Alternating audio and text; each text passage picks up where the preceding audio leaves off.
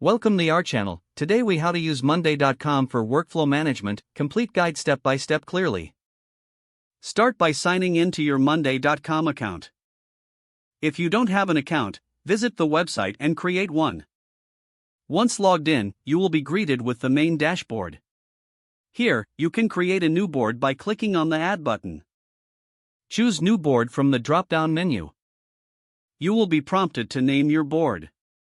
Enter a descriptive name that reflects your workflow. Select a layout template that suits your needs.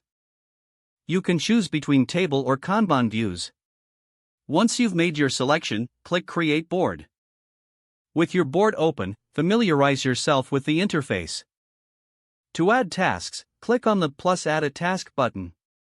Input the task name in the designated field. You can also add additional information, like due dates and priority levels.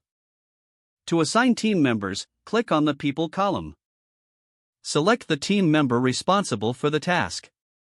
To further enhance your board, consider adding columns. Click on the plus Add Column button to explore options.